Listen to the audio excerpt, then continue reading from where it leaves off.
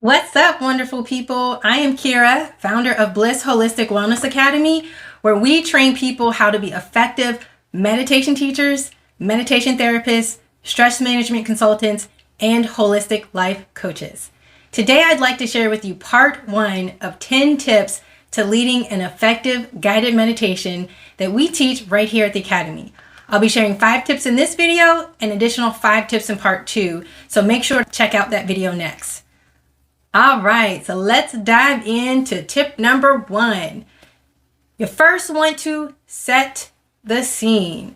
So when you have a group of students you're leading, whether it's in person or online, you're first going to want to make sure the environment is comfortable and quiet. We all know there's nothing like an annoying blower in the background, people having a loud conversation, or maybe even a truck backing up with its loud backup alarm. Hello, Amazon. To basically disrupt the student's ability to hear the meditation that you're leading.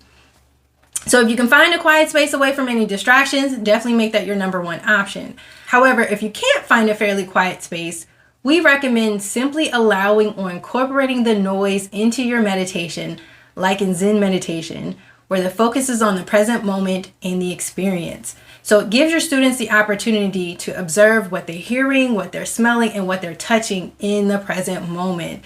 So you would basically have them focus on the noise or the sounds around them. So if it's kids playing in the background, then you can simply have them focus on that. I think that's just an easy way to, enhance your meditation so that the noise is not distracting. Instead of the noise being distracting, it's actually helping your students to stay in the present moment, and then just allowing it to be, allowing the noise to just be. So in setting the scene, you may also consider turning down the lights to soften the mood and help create a tranquil environment. Of course, this is if you're inside. We also like to recommend maybe you using a lamp. Like let's say you're either reading a meditation or you have like a list of affirmations that you want to refer to during the meditation. Definitely make sure you have some type of light that you can maybe sit by, if you're comfortable with that. You're going to want to make sure the room is not too hot or too cold, so that the room temperature is comfortable for your students. So if you're not able to turn down, let's say if it's too cold and you're not able to turn up the heat, then always make sure to have some extra blankets that the students can, take to their mat if you're in person. Take to their mat to drape over them if it gets too cold. And you also might consider burning relaxing oils like incense or like candles to, further enhance a calming atmosphere. And lastly, in setting the scene, ensure all phones are turned off or in the silent mode, especially your own. So make sure you won't be interrupted throughout the meditation. So again, make sure your phones are turned off, or if there's people around, make sure to post a meditation in progress or a please do not disturb sign on the back of the door to basically just help you reduce any unforeseen disruptions, because sometimes it happens. All right, so tip number 2. Scan the room for student comfort and noise level. So you want to make sure your students are comfortably in position and that all of them can hear you easily without you needing to yell. That's the key. It's hard to create a calming environment if you're yelling or if your voice is really, really loud. So you may consider asking your students, if they're online, if they can hear you. If so, then just, quickly adjust the sound settings on your mic or your computer. But if you're in person, consider asking your students to come closer so they can hear you better. And make sure you do this prior to you starting the meditation. All right, so tip number 3, have your music and your playlist ready to go before starting. So make sure your music is ready to play and that it'll play for the full length of the guided visualization. So if your music ends early, don't stop or try to restart the music. Just keep going. You're going to want to make sure your students can hear the music, but that it doesn't drown out your voice.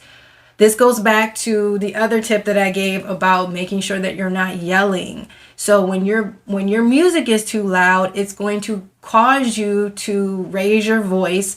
So now you're competing against the music. So just, test out your music before, I always like to arrive a few minutes before the meditation to, like when I'm doing it online, to test out the sound with the music so that basically like the music isn't drowning out my voice. And lastly, if you're using a streaming service like Pandora, Spotify, or YouTube, make sure no ads are going to pop up throughout the meditation. Because again, if ads pop up, that can take someone out of a meditative state.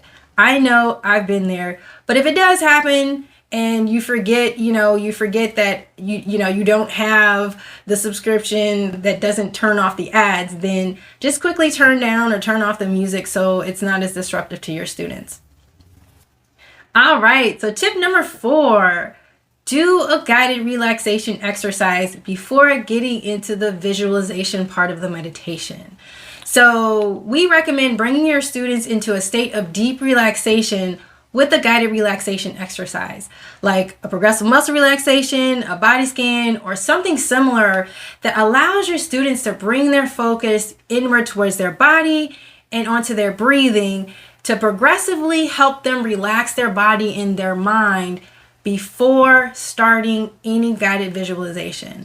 So that progressive muscle relaxation or the body scan, it just really helps someone to just, 1, get into their body, and 2, to really just relax so that, I feel like if you don't do that and it's kind of like a warm up, right? So like when you're running or something like that, you always want to stretch. So this is kind of like a stretch before you work out. And it's the same thing with a guided meditation. Make sure that you progressively step them down into relaxation before they go into a visualization, because it just kind of it steps them into getting them into that theta brainwave state, so that when they go into the visualization, they're already relaxed. Their mind is already in a state where it's easy to follow the visualization.